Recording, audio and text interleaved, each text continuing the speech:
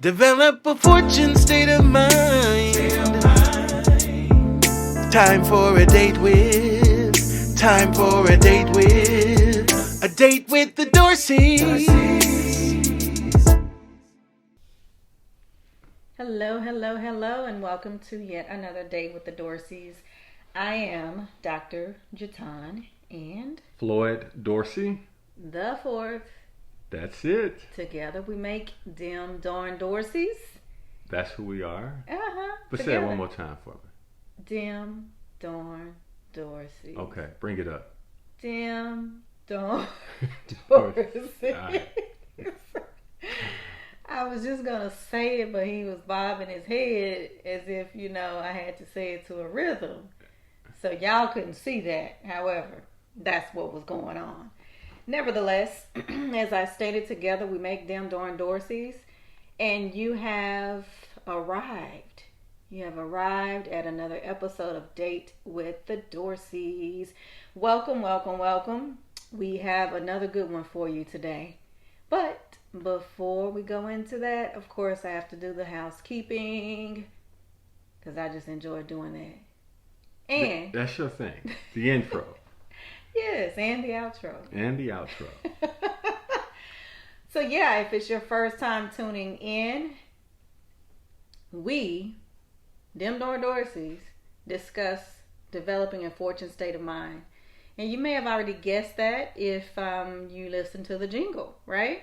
But if you are a regular, you already know how we do. But just, plug your ears for a minute if you don't want to hear this part or fast forward it.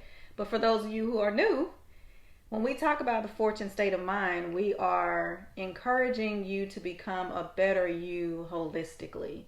And when we say holistically, or how do we, capture your holistic you? Well, I'm glad you asked, because we do that through the 5 F's. Through the 5 F's. Which are the pillars by which we live.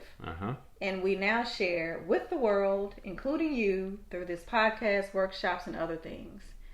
But you may be saying, okay, well, tell me a little more. What are they? What are the 5 F's? That's it. And they are family, fitness, finance. Faith. Oh, he plugged in. And fun. That's it. So you have to have a combination of all of those well balanced in order to achieve your holistic you, your fortune state of mind. And as we always say, when you hear the word fortune, you think immediately just money or being rich, but it's not just rich as in money in the bank, but riches in yourself, in your life, in your love, in your family, all the F's, right, that we just mentioned. Nevertheless, that is what we talk about, what we do, how we roll, however you want to recite that. But that's what you have joined us to discuss. And of course, I know we've said this before, while we are called Date with the Dorseys, this is not just a dating podcast. Actually, it's our date with you. It's our time to share intimate thoughts about those 5 F's that we just spoke about. So please, tune in, buckle your seatbelt, and enjoy this ride. Okay. He said buckle your seatbelt. Okay, so we can go right into the topic for today. And that is, operate out of imagination and not memory. I like to repeat it because, some people in the back may not have heard it. That's it. Go ahead. The topic today is operate out of imagination, not memory. That one's, I'm I heard it excited better to the get second into time. that. Oh, yeah. You must have been the one in the back. I was in the back. You got my attention. You were all the way in the back. But that's okay, because the more we dig into this topic, you're going to want to move up, move closer to the mic. You know how you're at those events and it's a little spaced out, and they're like, "Wait, why didn't anybody sit in the front row?" On that front row, wide open. But when it gets good, you're like, "Oh, I want to hear. Let me shift myself up so I can get a little closer to that word." So, operate out of imagination, not memory. What you got over there, Mr. Dorsey? How you gonna kick us off on this? Yeah. So one of the thoughts, and I know that both of these, right, have their purpose and have their place, right? Imagination has its place as well as memory. In the context that we're going to share today, we're going to highlight some key points to really encourage us, to really operate and utilize the imagination. That's one of which I think is more underserved and utilized, and we should employ it a whole lot more than we do today. So, one of the first thoughts is about memory and how it enables you to relive or rehash some past experiences. And as you know, in your personal life, you can think back with your memory, and it can put on one of the most amazing smiles on your face, just thinking about some of the fun and fine times you've had with family, friends, or just experiences in general. It does you well, it serves you well, and it's comforting, and it feels good on a personal side. But the challenge with that is it limits you to new experiences. If you continue to look back and try to relive or rehash your old experiences, then you will fall short on creating new ones, and that's where imagination comes in. See, imagination, it opens you up to new experiences, which will then create new memories. So the biggest point here is just making sure that you're truly opening yourself up and having and utilizing that imagination so that you can create, especially in your personal lives. Okay. Great opening. So, when we talk about memory, as you just stated, it's kind of looking back, looking at the historical view. And to add to that, it's not always saying that the memory is a bad one, not always saying that it's tainted, right? But not always saying that it's good either. That's it. So it's important to have discernment if you are going to reference any memories, especially if it's something that's going to hold you back from progressing or achieving those things that you foresee yourself doing currently or in the future. Yeah, and I think memory, it does well, like giving you data access, access to data from what previously occurred in the event that you're trying to do that similar or same thing, right? So if I typically run 10 miles a day, I know the impact of running 10 miles a day on my body or my mind or whatever it may be. I stopped doing it for a while. Now I'm looking to start back into that regimen, right? I can have a good idea on running this, I'm just saying as an example, 10 miles a day, or even if it's reading as much as I'm reading, or even if it's any other past habits or whatever you're doing, you can have a good indication of probability of what will be the result of me doing those things because I've done them before. Yeah, so it's setting the precedence, right? So that you have something to use, go forward to determine whether or not it's beneficial to leverage that information that you have. That's it. Okay. So let's say if I'm just thinking about from an imagination standpoint, the same thing, right? Right. I want to try something completely new that I hadn't done before. And if I'm just hanging on to old memories, that's where it tends to stifle you, right? That's where that data that we were just speaking of may not be of any value, right? But if you're really trying to force old information that's not relevant to your new experiences, if you're trying to force that a square peg in a round hole, you're going to find yourself growing frustrated because at some point, you have to drop and let some things go so that you can now have the capacity for new experiences and much more to come. Yeah, I like that point. Also thinking about that in a way of if there is something that was of your memory that was an experience that may have been something negative for you, that made you afraid to do certain things or to be around certain people because of that experience, and that has now become a memory that stayed with you, right? If that thing is stifling you from being creative or even wanting to explore other things to do better, be better in the future, then those are definitely those memories that we want to address however they need to be addressed so that it's not that memory that's holding you back from having that creative imagination. That's right. And I think you'll find that with imagination, you see interchangeably the word vision being used, right? And I think just with that being said, the vision, imagination, those things are forward looking, right? Even in the word imagination, you have like image, right? Or imagine, image, those type of words. You're creating a picture for yourself. And I'm a big fan of looking at pictures to understand things. But if I can create this mental picture or this mental image of the things that I want to achieve or accomplish, it makes it more readily tangible to me for me to actually go out and execute against, to achieve, right? If I can see it, I can achieve it, I can be it.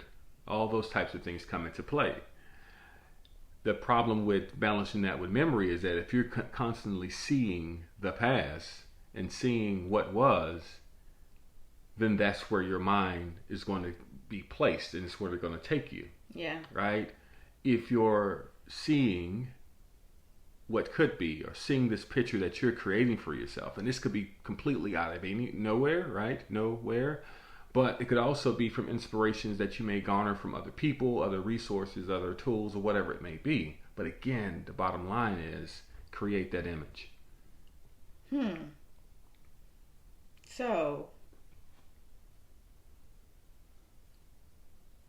how would someone approach that again if the memories are things that are discouraging or things that are creating this block for them to imagine or create a new image for themselves?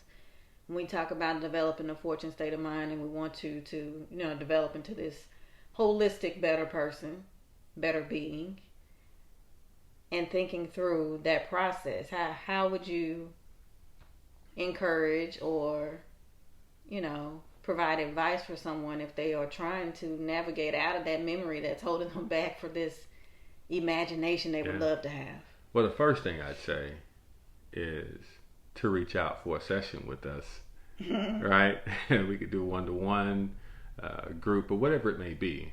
But besides that, here are some nuggets, right? Number one is what you have in your mind today just didn't come there by happenstance.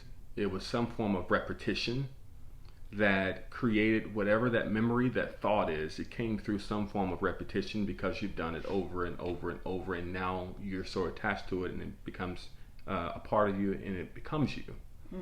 The same thing that you use or did to get that thought, that experience, that memory at the forefront of your head are some of the same tools you're going to have to do to create some new ones. And that may be by repetition. So now, let's take it a step further to say, now you're creating, I know this is more cliche, but your vision board, things of that nature. How often are you seeing that? How often are you playing those thoughts out into your head? How often are you looking at those thoughts and taking action against those thoughts? How often are you embracing the feelings or experiences that you will have once you've become or achieved the things that you're looking to accomplish with that?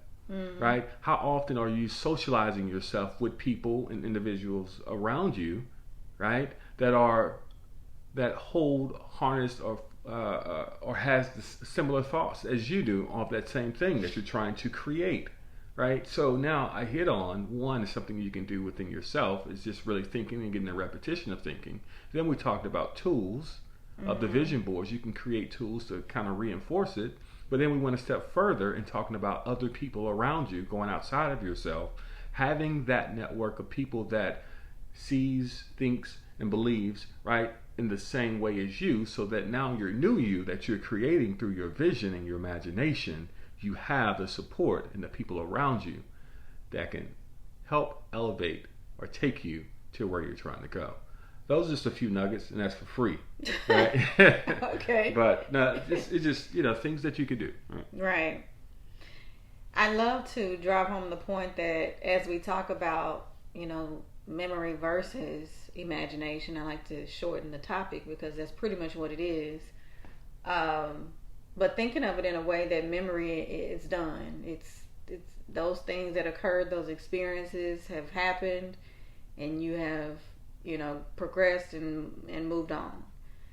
However, when you think about imagination, you have not yet achieved those things. So you're creating this thought in your mind so that hopefully those thoughts become things later. But what's more important is the thought that when it comes to your imagination, you have control over what's to come.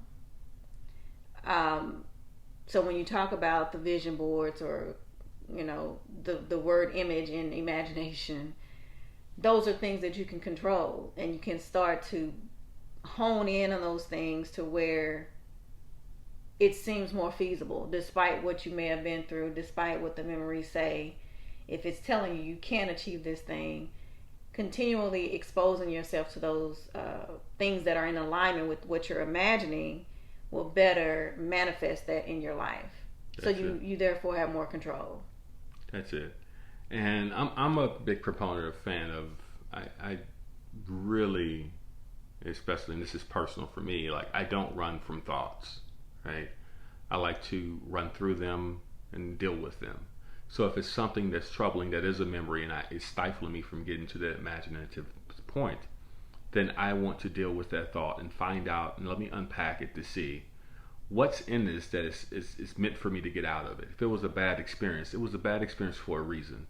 And it was something in that experience that I need to pull out, that because of that, I want to use that to my advantage as a tool, not to be something that I have as a cripple or a scarlet letter or something that's stained on me. I want to use that because I had to go through this. There was a gift in that for me to pull out that could help me and catapult me going forward. So I want to going back to your earlier thought of what is it for those stifling thoughts, I wanted to cap that off at that point before we jump to a next thought on memory and imagination, right? Okay. And this is going to more of a business point of view, right? Now, when you're thinking about business, and many of you may have your own business, or you may work for some company or corporation or whatever it may be, right? So with your memory, it gives you a point of reference of what has been done, right? And in most cases, some organizations are still doing it, and you've heard them say, yeah, we've always done it this way, and you may not even really know why, but it's just that memory, it serves you as that tool to give you that point of reference of what has been done in a business context or in your organization. And again, it's like data. It's good to know. However, with imagination, it is more or less the catalyst for innovation. So now every company, large, big, or small, they're talking about innovation. How do we innovate? I mean, we're here, we're technology, new technologies are rolling out just about every other day, and it's making an impact on our lives in so many different ways, from our health and wellness to the way we pay our bills, to the way we shop, the way we even drive and pick out cars, right? There is this way of innovation, and it comes at the cusp of that imagination.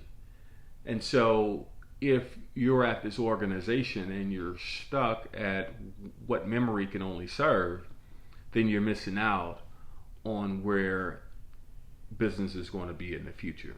So I do want to really put that in there for any individuals, where they're in your professional careers, whether you're a business owner or you work at some organization, thinking about it from that context of the innovation, right, is enabled by your imagination. That's good. So if you want to be a part of the growth, if you want to excel in your career, it would behoove you to tap into your imagination and move past the memory, being stuck in the old school way of doing things, especially if it is just because that's where you were taught and nobody ever asked questions, challenged it, or offered opportunities or recommendations to improve it. Yeah, and legacy, don't get me wrong, legacy information serves its purpose, right? It's important, right? It's what got you where you are. Absolutely. Right? But I know we said this before, what got you here won't get you there.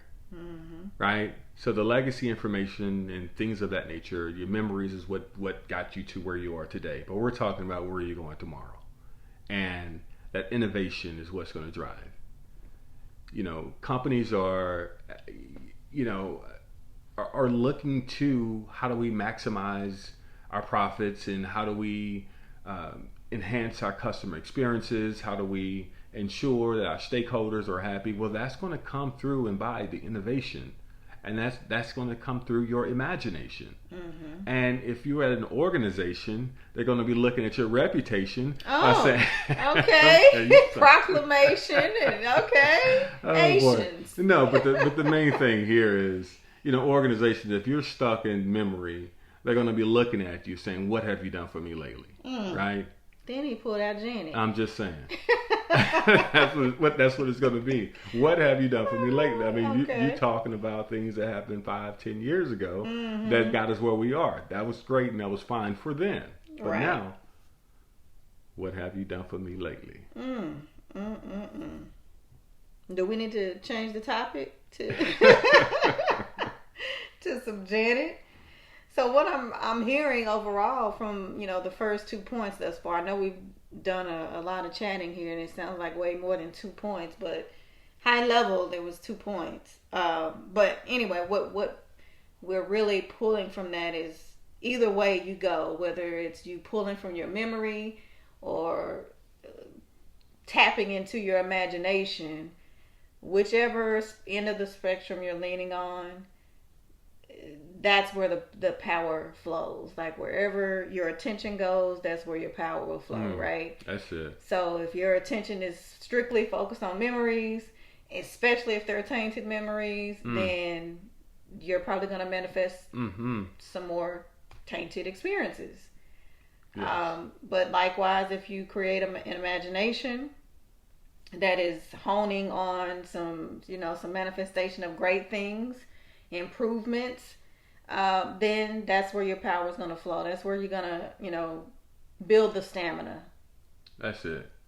And that thought energy that you're speaking about, right? That's wherever that is, that's where you are, right? If you're placing that into any other, because that's you. Yeah. Right? Not your physical shell, but that's the you that drives your physical shell. So wherever that is, that's where you are. That's where you're going to be. So it's going to be important to own that, right? Own you. You have to own you. And, nowadays I find that more challenging than ever because we're so easily distracted. Oh, yeah. Right? But you have to own yourself of you so that you can place you wherever you choose to be. Right? Love it. Okay. And so I think, overall, I think both serve a great purpose and a great point, right? Yeah. With that, we're definitely not saying don't tap into your memory and completely forget your experiences. Forget yourself, and forget everybody. No, not saying that. Not that at all, but we just really want to highlight the impact or the strength that comes from imagination, right? But just another point here with memory. Memory is comfortable and it's comforting, especially when it's good ones. I mean, you can sit back and for days on end and just talk about things from the past and the memories and how good it felt in the good old days and go on and on and on, right? It feels so great. But one thing about it is that it's so difficult to drive forward, especially for a longer distance while looking through your rear view. So, you can go back for a while, right? And at some point that'll get old and you may, some things may be obscured and you may have some problems. But for those that are good drivers, you probably can go back for some period of time, right?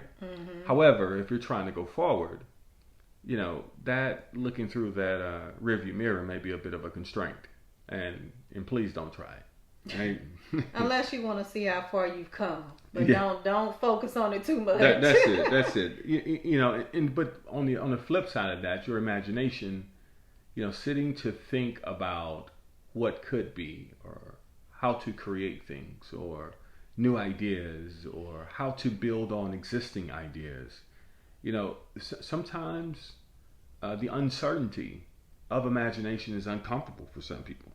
right? And it's the unknown, the uncertainty. And I know we talked about this in some other episodes because it creates the fear. I can't control it. I don't know what it is.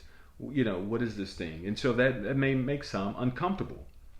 But, however, if you're looking forward, that front windshield is a representation of that sea of opportunities of things as I move forward, right? It's so much more open, driving forward, and that front windshield is wide open for you, right? Especially compared to the rear view. And so it's important to understand those 2 points. Yep. So you got 2 mirror options. Which one are you going to choose? Now, again, I got to plug this in. Again, we're not saying don't use your rear view because, technically, if we use the analogy of driving, you need that, right? You need Sometimes the rear you have view. to go back. You need the windshield as well. So just understanding at which point in life that you should use each of those tools. Pulling them out when it's effective and efficient and will help you navigate through your terrains, whether it be current or where you anticipate going. I love it. Yeah, so your rear view mirror is good for looking back and seeing what's around you, right? You want to have that 360 view at all times. Can I peek back? Let me take a glance, see what's going on around Just me. a glance. Huh? Yeah, just a glance. Maybe it's a good memory. Maybe it's a good thought. Maybe, if you're driving, maybe I need to see who's around me, right? Yeah. But if you're navigating life, sometimes it's good to look back. And in those cases, you may be looking back to assist someone that's helped you before or someone that needs it, whatever it may be, right? But it may be just for just a good memory or a good thought. Those things are good. However, that front windshield, that's your promise, right? That's what you're creating. It's yours. You own it, right? Put yourself there. And it's for driving forward, right? And then sometimes you can take a pause and stay where you're at for a bit. And then you can look out your front windshield and see it. Think, enjoy it. Imagine. Use your imagination. But it's certainly there. Much wider view for you. Wow. When I think about that rear view, though, and again, driving, I don't know about you, but sometimes I'm driving and I just look at my rear view just to watch what's around me, what's coming up on me. And at times, there may be other drivers that are pretty close, right? So had I not looked in that rear view, I wouldn't have known that was coming as well. Right? That's it. So, again, using that rear view in a way that it can also benefit you to where you can make sure that you're safe and those around you are safe. And I say those around you in a way that it's not just about driving. It's in your life experience. It could be that you're using your rear view to look back and see who you can pull up with you. Just thinking of different ways that you can utilize that tool, but not in a way that it's going to hinder you or hold you back from progressing forward. That's it. I agreed on that. And I think another key point with that is that rear view is,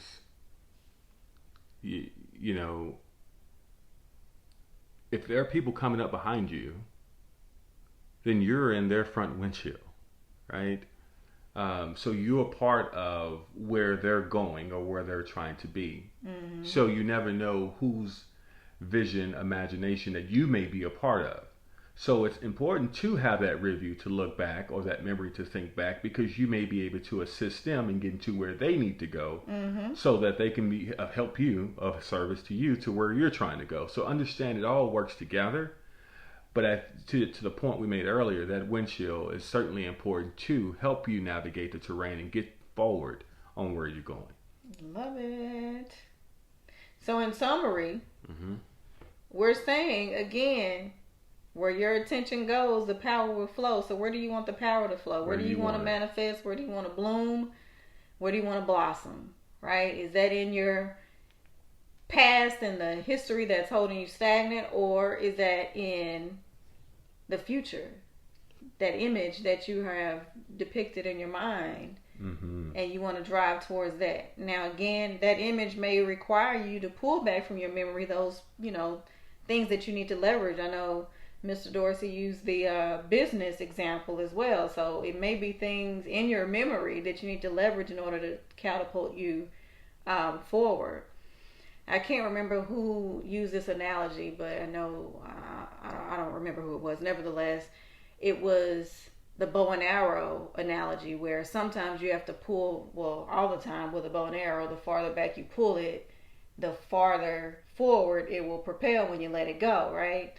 So I just think about that as we're talking about memory versus imagination as well. So if you're having to go back, don't feel like it's a bad thing. Again, if it has purpose, if it's going to help you to propel where you're trying to go, or even farther than you imagine. That's it. So the point of going back is just, it's really what you're building up is that potential energy, right? Mm-hmm. And the key part about that, and I love that you said that, is that you have to let go. Yeah. If you go back at some point to go forward, you have to let go so that you could thrust forward and release that potential energy into kinetic energy that transfers, right? So you have to let go. Yeah. It takes me just imagination. I know whenever I've spoken in the past and whenever we speak, we just share a story about some kindergarten students, right? And one of the stories is about the burning building.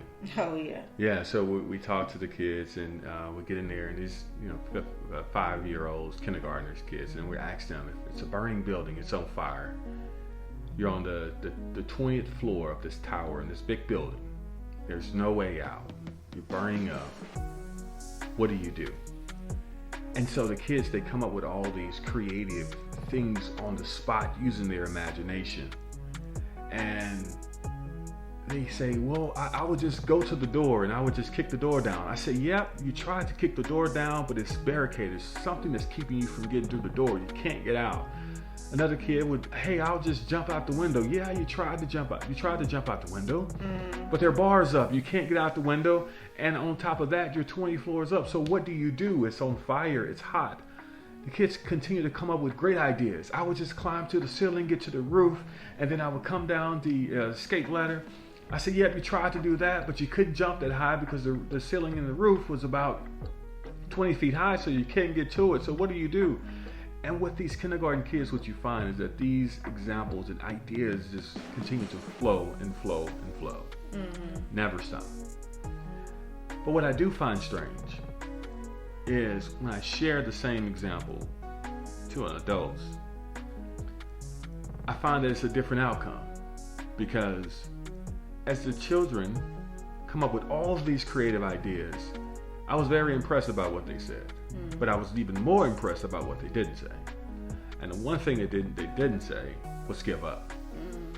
The same story, the same examples that you share with adults, right? Same stories. They'll maybe come up with 2 or 3 and then they'll just stop. Say, look, I give up. And for whatever reason, they've lost that imagination, that ability to be creative and think of new ways to deal with tough situations. Right. Something in that past. Even if it doesn't make sense in that moment. That's it. Right? Just keep going. Yeah. Because you never know, the thing that doesn't make sense may be the next thing that creates the next trillionaire, the next billionaire, or whatever it may be. Because imagination is the tool to get us to that next destination. So please, like those kindergarten kids, continue to create. Be imaginative. Okay, Mr. And that's the nugget. That's the dose. That was a 10-piece nugget. Not just a nugget. Close out queen.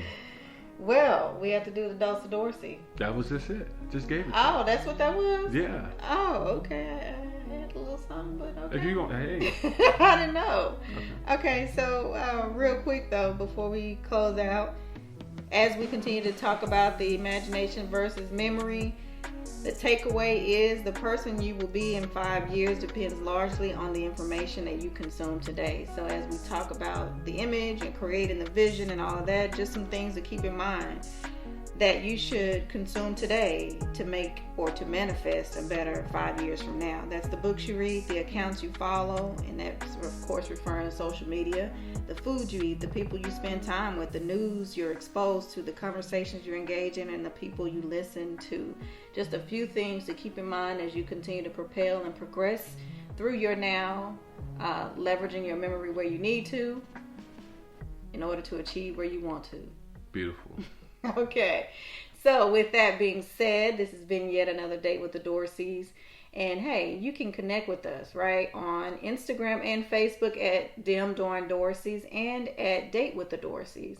You can email us at support@fortuneenterprise.com. Again, Fortune is spelled IVTUNE, enterprise.com. Make sure you shoot us a quick email, like, love, download, share, and all that good stuff on social media because we love to connect with you.